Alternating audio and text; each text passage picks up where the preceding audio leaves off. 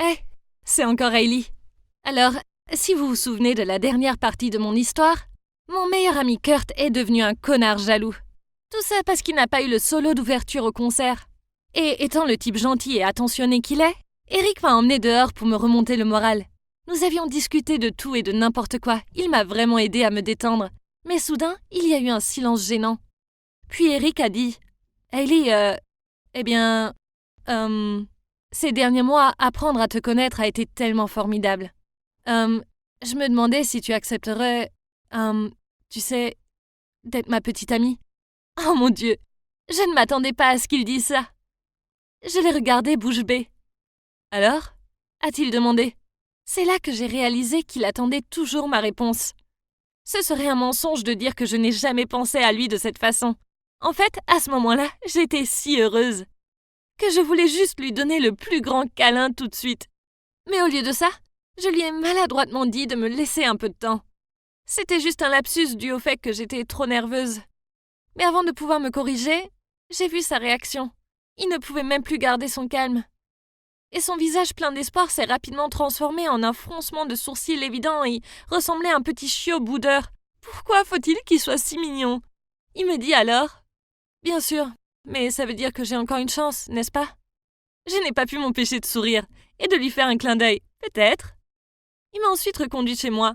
Avant que je ne descende de la voiture, je lui ai murmuré « Ouais, je serai ta petite amie. » Et je l'ai rapidement embrassé sur la joue. Puis j'ai couru aussi vite que possible chez moi. Mon cœur battait très fort et j'ai jeté un coup d'œil par la fenêtre pour le voir danser et sourire à côté de sa voiture. Mon petit ami était tout simplement le plus mignon de tous.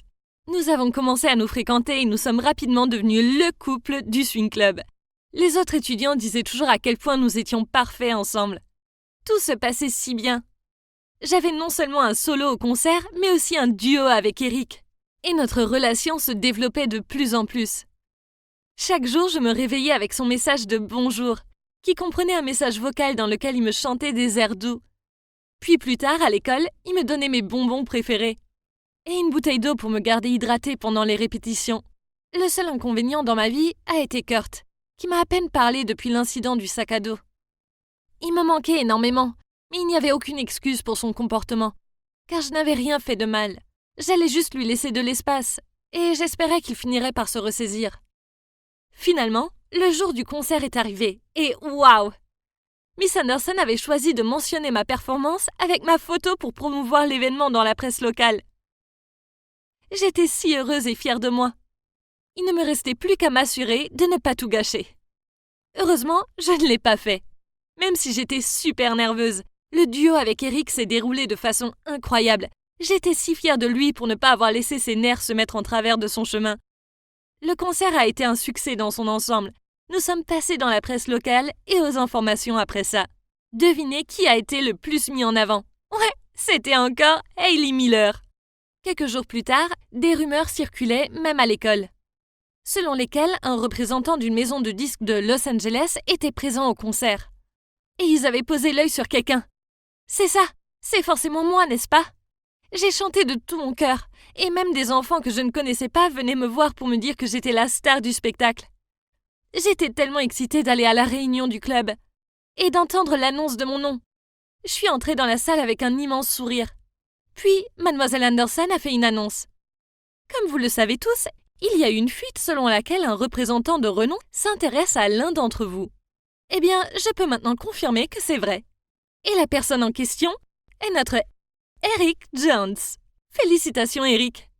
Eric avait l'air tellement choqué, mais pas autant que moi. Des milliers de choses m'ont traversé l'esprit. J'étais si bouleversée pendant que les autres enfants applaudissaient et acclamaient, et je me suis forcée à faire de même. Je sais que c'est mon petit ami et qu'il est très talentueux, mais comme vous le voyez, c'est moi qui avais chanté le solo de clôture. C'est moi qui me faisais féliciter par des étrangers. Et c'est moi qui étais dans la presse. Alors que tout le monde faisait des louanges d'Eric, je suis vite partie et je suis rentrée chez moi. Eric a continué à m'envoyer des SMS et à m'appeler, mais je les ai tous ignorés. J'avais juste besoin d'un peu de temps seul pour faire le point sur mes sentiments.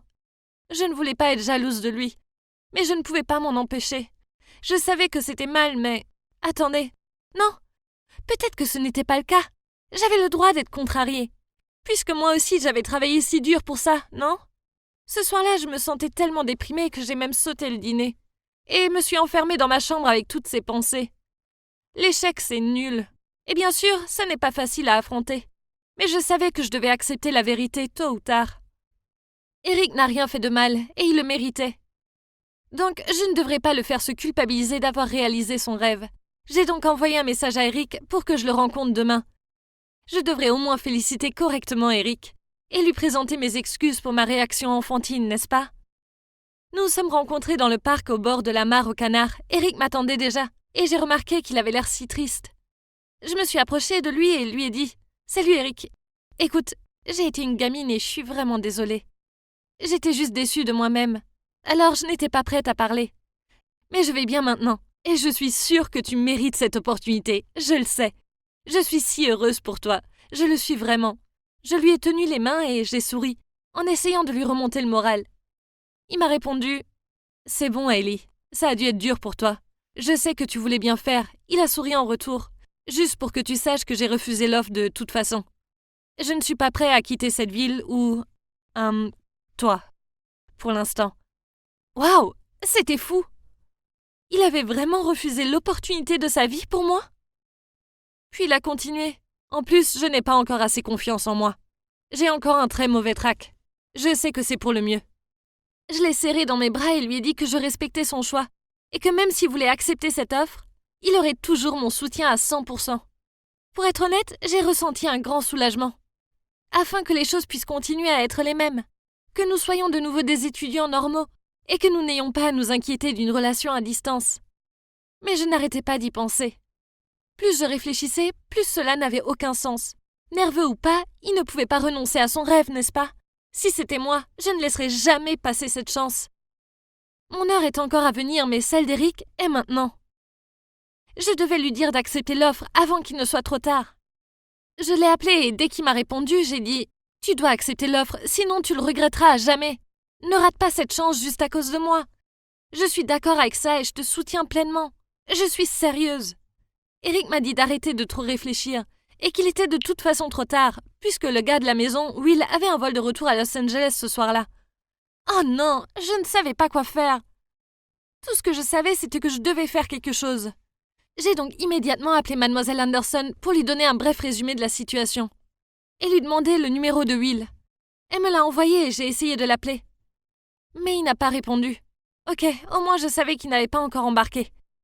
Le temps était compté, alors j'ai immédiatement pris les clés de la voiture de ma mère et j'ai conduit jusqu'à l'aéroport à la recherche de ce type que je n'avais même pas rencontré.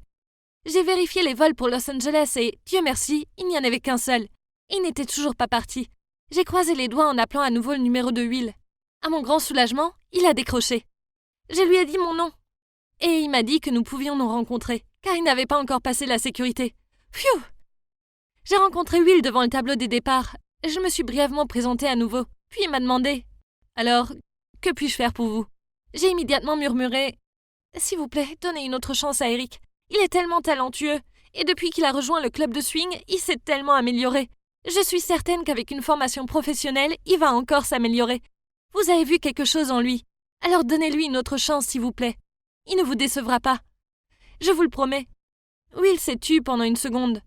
Je me suis impatientée, alors j'ai ajouté « Il a refusé votre offre la première fois parce qu'il n'avait pas les idées claires. Il veut vraiment chanter, le chant est sa passion. » Enfin, Will a dit « D'accord, d'accord. Dites-lui qu'il a 5 jours pour se préparer et qu'il doit venir à Los Angeles. » Puis il m'a donné sa carte et s'est rendu au comptoir d'enregistrement. Je l'avais fait. C'était dingue. Mais j'étais tellement soulagée d'avoir réussi. Je doute que j'aurais pu vivre tranquillement avec ça. Ouf! Il était super tard. Mais cela n'avait pas d'importance. Je suis allée directement chez Eric et je lui ai tout raconté. Il était tellement choqué et touché. Et aussi inquiet pour moi d'avoir fait un si long trajet en voiture jusqu'à l'aéroport seul la nuit pour faire tout ça à sa place. Puis il m'a serré dans ses bras et m'a remercié. Mais ensuite, j'ai réalisé qu'il ne nous restait plus que 5 jours à passer ensemble. Nous sommes donc promis de rendre ces 5 jours mémorables. Le matin, j'ai aidé Eric à pratiquer son chant. Et le soir, nous sortions ensemble. Eric m'a demandé de faire une liste de toutes les choses que j'aimerais que nous fassions. Je voulais juste être avec lui et chérir chaque seconde que nous passons ensemble. Alors j'ai dit, je veux juste faire la roue géante. Eric avait l'air un peu confus au début, puis il a dit « C'est tout? On peut faire autre chose si tu veux. » Non, j'ai secoué la tête. La roue géante a l'air parfaite. En plus, quoi de mieux que de voir la ville que j'aime avec mon petit ami extrêmement mignon. La veille du départ d'Eric pour les hauteurs étoilées de Los Angeles, nous sommes donc rendus à la roue géante, qui se trouvait dans un parc d'attractions à la périphérie de la ville. Nous avons acheté des hot dogs et les avons mangés dans le manège. Quand nous sommes arrivés au sommet, la vue était tout simplement magnifique. Nous sommes tenus par la main et nous avons profité ensemble de la vue. Puis Eric m'a demandé pourquoi j'avais choisi la roue géante pour sortir. J'y ai répondu « Eh bien, quand j'étais petite, ma famille venait ici. Et mes parents me racontaient toujours l'histoire de leur rencontre à cette roue géante. » C'était le soir, ma mère était déjà dans une des cabines et puis mon père est entré aussi. Il ne savait pas que quelqu'un était déjà là, mais quand il a remarqué qu'elle était déjà prise, il était trop tard. Il ne pouvait pas sortir, et donc 2 étrangers ont dû s'asseoir ensemble dans une cabine de roue super petite. Au début, c'était super gênant. Mais ensuite, ils ont commencé à discuter, et à partir de ce moment, leur histoire d'amour a commencé. Ma mère m'a toujours dit d'amener quelqu'un de spécial ici. Elle disait que cet endroit avait quelque chose de magique, parce que ça pourrait faire tomber amoureux 2 personnes qui ne se connaissent pas. C'est pour ça que je t'ai amené ici. Parce que tu es ma personne spéciale. Eric m'a regardé avec les yeux grands ouverts. Je reviendrai. Et je t'aiderai à réaliser ton rêve de devenir une chanteuse professionnelle. S'il te plaît, attends-moi. Puis il m'a embrassée. Et ce fut le moment le plus magique de ma vie.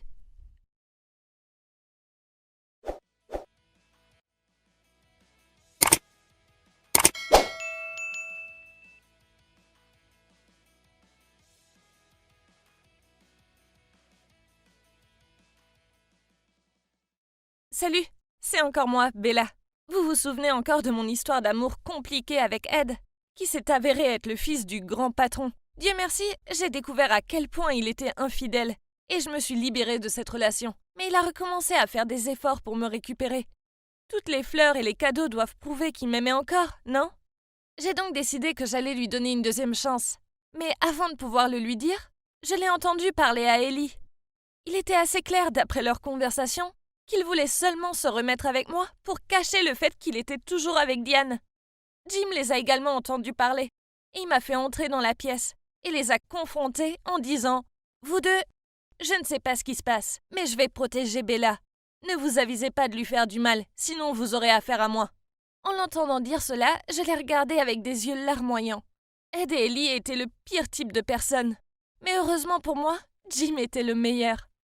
En ce moment, je me sentais si vulnérable, mais au moins, ces gentilles paroles m'ont fait sentir que je n'étais pas seule. Il était comme un grand frère, qui m'a toujours procuré un sentiment de sécurité. Puis il m'a fait sortir en disant « Au diable ces gens terribles, sortons d'ici, Bella. » Dans un état de choc, je l'ai suivi. Il m'a emmené sur le toit de l'immeuble, et c'était bon de respirer un peu d'air frais, sans que personne d'autre ne me regarde. Nous nous sommes assis, et il m'a dit de prendre le temps de me calmer, et de ne pas m'inquiéter du rapport qui devait être rendu cet après-midi-là, car il pouvait attendre.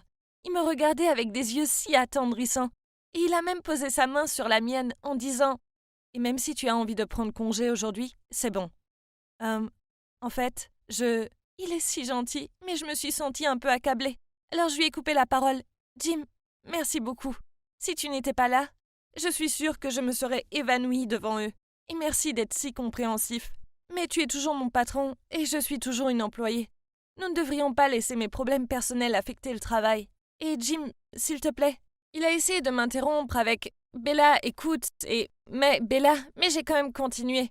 Je suis plus que reconnaissante. Mais s'il te plaît, la prochaine fois, tu n'es pas obligé de faire ça, surtout au bureau. Ça donnera de nouveau aux gens quelque chose à raconter sur moi. Tu sais comme ils aiment déjà faire des commérages sur moi. » Il a continué à fixer le sol et n'a rien dit d'autre. J'ai forcé un sourire et essuyé mes larmes. « Ça va aller. J'ai juste besoin d'être seule quelques minutes. Puis j'irai finir ce rapport. » « Ne t'inquiète pas, chef. » Il m'a regardé et a poussé un soupir. S'est levé puis il m'a tapé sur l'épaule. « Ok, super. Juste pour que tu saches que je te soutiens toujours. Je ferai tout pour t'aider à oublier ce connard si tu veux. » Il a souri et est parti. Je suis restée assise seule pendant un moment. Je ne sais pas si c'était la forte brise qui me faisait pleurer à nouveau ou si j'avais simplement atteint le sommet de la tristesse. Je savais maintenant que la liaison d'Ed avec Diane n'était pas seulement une erreur, mais qu'il ne m'aimait vraiment plus. Et non seulement ça, il ne se souciait manifestement pas du tout de moi. Sinon, il n'aurait pas été aussi cruel pour m'utiliser pour son propre intérêt. Après ça, j'ai essayé de mettre de côté ma douleur et mon chagrin d'amour, et de me concentrer sur mon travail. Mais c'était difficile. Je savais que mes collègues chuchotaient des choses désagréables à mon sujet. Il y avait tant de fois où j'allais faire un café, ou que j'entrais dans les toilettes et qui se taisaient et ricanaient dans ma direction. Je ne pouvais plus me concentrer sur quoi que ce soit, et même le plus simple des travaux me prenait 3 fois plus de temps à faire. J'en suis arrivée au point où j'ai envisagé d'entrer dans le bureau de Jim et de démissionner à ce moment-là. J'avais déjà enregistré mon courriel de démission dans mes brouillons. J'adore ce travail, mais les gens ici sont trop toxiques. Et maintenant, je me sens trop étouffée. Ma carrière est importante pour moi, mais ma fierté l'est aussi. Et le fait d'être ici dans cet environnement négatif ne me rendait pas service. Et le fait de savoir qu'Ed était si proche de moi, eh bien, ça me rendait ma situation encore plus difficile. En parlant d'Ed, il était évident que les fleurs et cadeaux avaient cessé. Il n'avait pas essayé de me contacter une seule fois, depuis que je les avais entendus. Ce qui veut tout dire. J'ai fait de mon mieux pour l'éviter. Une fois, je me suis même cachée derrière la porte des toilettes des hommes, en panique, lorsque je l'ai aperçu dans le couloir. Ce qui nous a fait paniquer, moi et d'autres gars à l'intérieur. À ce moment gênant, je me suis dit « Eh, qu'est-ce que je fais là? Pourquoi j'agis comme un lâche ?» Je me suis rendu compte que je n'avais pas à avoir honte. C'est Ted qui me traitait comme une moins que rien. C'est lui qui devrait se cacher, pas moi. J'ai réalisé à ce moment-là que je ne devrais pas avoir à fuir le travail que j'aime et dans lequel je suis douée, à cause d'un homme trop lâche pour être honnête avec moi. C'était le travail de mes rêves, et je vais le garder. Au diable Ed, je dois rester ici et lui montrer ce qu'il a raté. Pour être honnête, après ce moment révélateur inattendu dans les toilettes des hommes, je me suis sentie beaucoup mieux, et prête à passer à autre chose. Maintenant, je pouvais passer devant Ed la tête haute. Mais vous savez quoi? À chaque fois que nous nous sommes croisés, j'avais encore un peu mal au cœur. Ah, pourquoi ça se passait encore?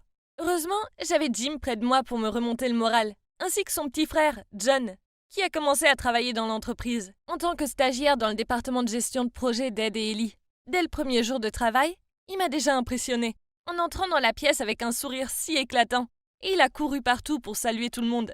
Il m'a même complimenté sur un projet sur lequel je travaillais et tout ça. Je ne savais même pas qu'il était le frère de Jim à ce moment-là, mais je sentais déjà que je pouvais me lier d'amitié avec ce gamin. Notre bureau avait besoin de plus de ce genre d'énergie positive. C'est un gamin tellement drôle. Il raconte toujours des blagues et m'envoie même des mimes. Bientôt, Jim, John et moi étions devenus assez proches. Et nous déjeunions ensemble presque tous les jours. John semblait épris d'Ellie. Je veux dire, je ne pouvais pas le lui reprocher, car elle est belle. Il lui a envoyé un café avec une note de fleurs dessus. Et elle a pris le café, mais a arraché la note. Et l'a collée sur le front de John en disant « Ce n'est pas ce que tu es censé dire à ton patron. » Puis elle est partie. Aïe. Le pauvre enfant a boudé le reste de la journée et a continué à grogner sur le fait que les femmes nécessitaient du travail acharné. Puis Jim s'est énervé et a dit « Ce qu'Ellie a dit n'est-il pas vrai? Tu devrais déjà arrêter. Ce n'est vraiment pas une personne avec qui tu peux te mêler. » Jim avait raison. Non seulement elle était sa patronne, mais sortir avec elle au sein de l'entreprise ne ferait que provoquer plus de ragots et de drames. Et croyez-moi, je savais tout ça. Mais John est têtu. Donc il ne voulait pas abandonner. Il a continué à lui manifester son affection. Une fois, il lui a tendu une boîte de chocolat en forme de cœur. Et elle a roulé des yeux vers lui, puis les a distribués au reste du bureau. Ed l'a vu et l'a découvert. Et tout le monde a pu voir qu'il n'était pas content de ça. Je veux dire, c'est sa sœur après tout. Alors il lançait toujours à John des regards méchants et lui faisait faire tous les travaux ennuyeux. Une fois, pendant le déjeuner, John s'est énervé, parce qu'Ed lui avait donné un tas de travail à faire pendant le week-end. Alors il m'a dit « Oh mon Dieu, Bella, je comprends pas ce que tu as pu voir en Ed. Mais Dieu merci, tu en as fini avec lui maintenant. Tu mérites tellement mieux. » Puis il a tapoté Jim pendant qu'il buvait son café, et l'a presque étouffé avec. Puis il a dit « Tu vois, regarde notre Jim, il est gentil, il est beau, il est juste devant toi. Qu'est-ce que t'attends ?» Jim l'a rapidement regardé fixement, puis il m'a souri en plaisantant. « Excuse-moi pour mon stupide petit frère. » J'ai ricané. Ces deux-là m'avaient vraiment aidé à traverser tous les moments difficiles, et j'étais si reconnaissante de les avoir tous les deux près de moi. Mais les choses étaient sur le point de changer, car Jim était affecté à un voyage d'affaires d'1 mois à l'étranger. Je ne peux pas nier que j'étais un peu inquiète d'être au travail sans lui. Soudain, je me suis sentie nerveuse et un peu vide, en imaginant le long mois à venir. Mais au moins, j'avais encore John. Il me permettrait de garder la tête froide. J'espérais juste qu'Ed ne me causerait pas de problème, car il serait difficile de les régler sans que Jim me couvre. La veille du vol de Jim, Nous avons dîné tous les trois. Et John n'arrêtait pas à pousser Jim à me raccompagner chez moi après ça. Sur le chemin du retour, je plaisantais avec lui sur le fait que je me sentais nerveuse qu'il soit absent pendant un certain temps. Il avait l'air sérieux, mais il n'a rien dit en retour, comme s'il pensait à quelque chose. Je devais mettre les choses au clair, alors je lui ai dit « ne t'inquiète pas, je plaisante. Allez, souris-moi. Je ne verrai pas ce sourire avant 1 mois, d'accord ?» Il m'a alors lancé ce regard doux. « Je reviens bientôt. Attends-moi. » Lorsque nous sommes arrivés à ma porte d'entrée, je lui ai souhaité un bon voyage. Il m'a fait signe, puis est parti en voiture. Mais alors que j'étais sur le perron, fouillant dans mon sac à main pour trouver la clé de ma porte, j'ai soudain senti une main sur mon épaule. Surprise, je me suis retournée pour voir Jim. Je bégayais. Jim ? Pourquoi ? Il m'a coupé la parole. Ne dis rien. Écoute-moi d'abord, Bella. Je t'aime.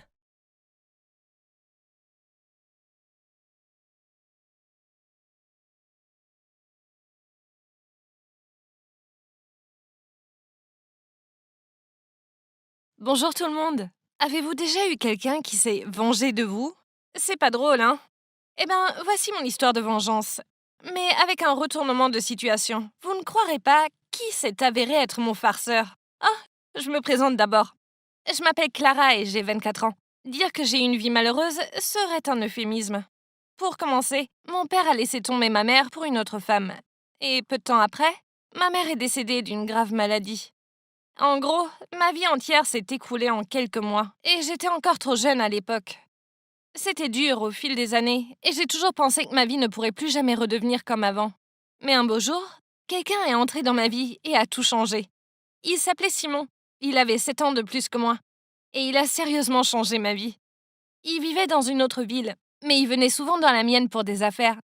Nous sommes rapidement tombés amoureux l'un de l'autre, mais ce bonheur n'a pas duré longtemps. Un jour, je travaillais dans un magasin de vêtements quand une fille du même âge que moi est entrée. Elle voulait que je l'aide à choisir une robe, mais elle était assez grossière avec moi, et je n'arrêtais pas de la surprendre en train de me dévisager avec des regards noirs. Qui était-elle et pourquoi me traitait-elle ainsi ? Finalement, après environ 2 heures, elle s'est décidée et a choisi seulement une cravate qu'elle voulait acheter pour son mari. J'étais soulagée de me débarrasser d'elle, mais choquée quand j'ai vu le nom sur sa carte de crédit. Simon Dubois. Son mari avait exactement le même nom que mon petit ami. Quelle coïncidence! Elle a dû me surprendre en train de fixer la carte parce qu'elle a soudainement dit « Ouais, Simon est mon mari. Maintenant reste loin de lui. » Quoi? Son mari? Mon Simon? Avant même que je puisse réagir, elle s'est tournée vers tout le monde dans le magasin et a dit « Cette fille est une chercheuse d'or et elle essaye de briser mon mariage. » J'étais choquée. J'ai essayé d'expliquer que ce n'était pas vrai, mais elle ne voulait pas m'écouter. Elle est partie en trombe et je suis restée là à entendre les gens murmurer à mon sujet. C'était le moment le plus humiliant de ma vie. J'ai immédiatement couru à la salle du personnel et appelé Simon. J'espérais vraiment qu'il s'agissait d'un gros malentendu, mais le ton de Simon m'a fait comprendre que c'était la vérité. Il m'a dit qu'il m'avait menti et qu'en fait il vivait dans la même ville. Qu'il avait juste inventé l'histoire du voyage d'affaires pour ne pas avoir à me rencontrer souvent. Mais ensuite il a dit « Clara, je t'aime vraiment. Je suis sérieux à propos de nous. » Attends, il était sérieux? C'était ridicule, il me dégoûtait. Comment a-t-il pu me traiter comme ça? J'ai raccroché et j'étais horrifiée. Ça m'a rappelé d'horribles souvenirs de la femme qui a volé mon père à ma mère. Je ne voulais pas être ce genre de femme. Le lendemain, j'ai déménagé de la maison que Simon avait louée pour moi. Je ne voulais plus être associée à cet imbécile. Mais la vie fonctionne d'une façon mystérieuse. Le jour où j'ai emménagé dans ma nouvelle maison, j'ai vu la femme de Simon. Et vous n'allez pas le croire? Il semblait qu'elle venait d'emménager à côté aussi. C'était une blague? Dès qu'elle m'a vue, elle a souri et a dit « Waouh, quelle coïncidence!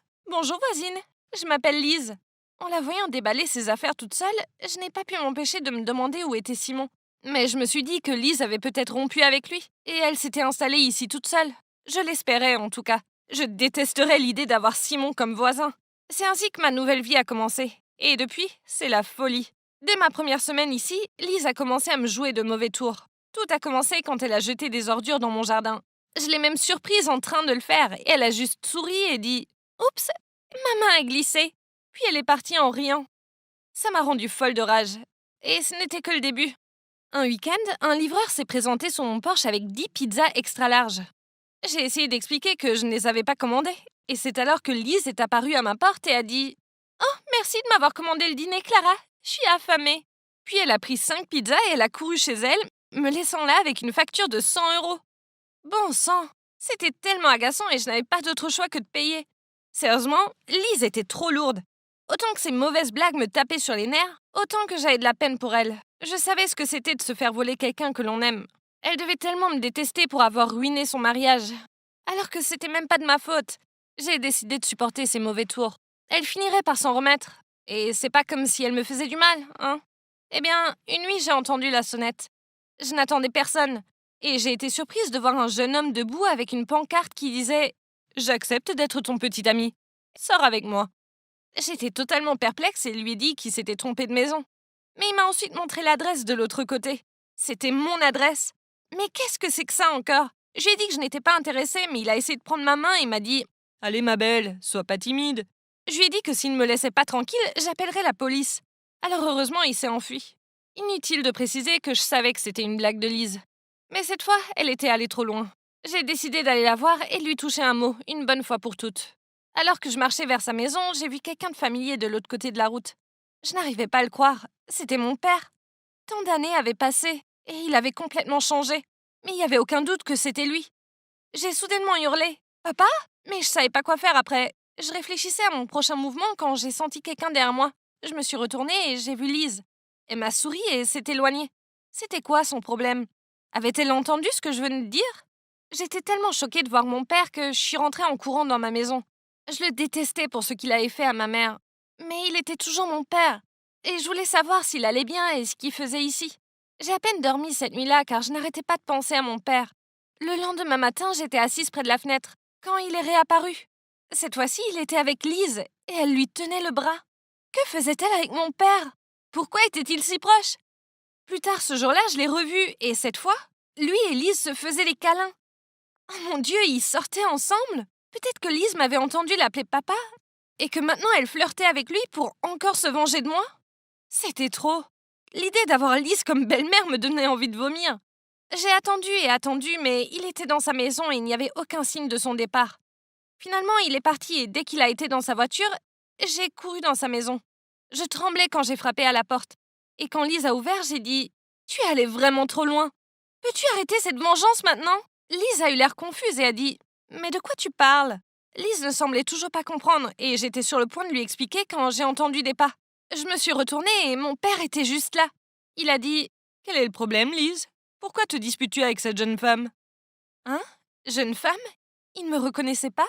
Alors Lise est intervenue et a dit « C'est bon, papa, nous avons juste un malentendu ici. » Quoi? Papa? C'est ton père? Vraiment? J'ai bégayé. Oui? Pourquoi? Qu'est-ce qu'il y a? A-t-elle dit. Lise, tu n'as pas besoin de me mentir. Je sais que tu sors avec mon père pour te venger de moi. Et je poursuivis. Waouh! Attends, qu'est-ce que tu veux dire par ton père? Lise haletait. À ce moment-là, mon père a eu l'air confus aussi et il s'est approché de moi et a demandé s'il pouvait regarder ma main. Après avoir vu ma tache de naissance, il a commencé à pleurer et à me serrer dans ses bras. Clara, c'est toi. C'est vraiment toi. Je ne savais pas comment réagir. Alors je l'ai laissé me prendre dans ses bras. Ça faisait si longtemps que personne ne m'avait pas serré comme ça. Depuis la mort de ma mère, j'avais essayé d'être forte et de me contenir. Mais soudain, je n'ai plus pu me retenir. J'ai fondu en larmes dans ses bras. Nous sommes restés comme ça pendant un long moment. Et finalement, il m'a emmenée chez Lise et m'a raconté l'histoire. Il s'est avéré qu'après nous avoir quittés, ma mère et moi, il s'était fait piéger par cette femme. Mais il avait tellement honte qu'il a décidé de déménager dans une autre ville et de recommencer à zéro. Un jour, il travaillait dur sur un chantier de construction, quand il s'est blessé. Il a fini à l'hôpital, et c'est là qu'il a rencontré Lise. Elle avait eu un accident de voiture et avait besoin d'une transfusion sanguine de toute urgence. Elle a un groupe sanguin assez rare, mais heureusement, mon père avait le même groupe et il s'est porté volontaire pour lui donner du sang. Après ça, ils sont devenus très proches et, comme Lise avait perdu ses 2 parents dans l'accident de voiture, mon père a fini par l'adopter. Je n'arrivais pas à le croire. Mon père avait traversé tellement de choses et, pendant tout ce temps, je pensais qu'il vivait sa vie avec une femme riche. Je me suis sentie si mal pour lui et j'ai décidé de laisser le passé derrière moi et de lui pardonner. Quant à Lise, elle a également été laissée confuse par cette coïncidence. Elle a donc quitté la pièce pour digérer tout ça. Tandis que papa et moi avons pris le temps de rattraper nos vies. Plus tard, Lise a préparé le dîner pour nous 3. Et avant que nous nous y mettions, elle a timidement pris ma main et a dit « Clara, j'ai été si horrible avec toi. Je suis désolée. Je sais que tu n'es pas responsable de mon divorce. Mais j'étais quand même contrariée et c'est pour ça que je t'ai joué tous ces mauvais tours. C'était tellement enfantin, pas vrai? S'il te plaît, pardonne-moi. Ma sœur, nous avons ri et nous nous sommes serrés l'une contre l'autre pour faire la paix. Je ne pouvais pas le croire. Après toutes ces années de solitude, j'avais soudain une sœur et mon père était de retour. Ma vie avait enfin pris un nouveau tournant. Et je riais presque à l'idée que tout cela était dû à ma rencontre avec Simon.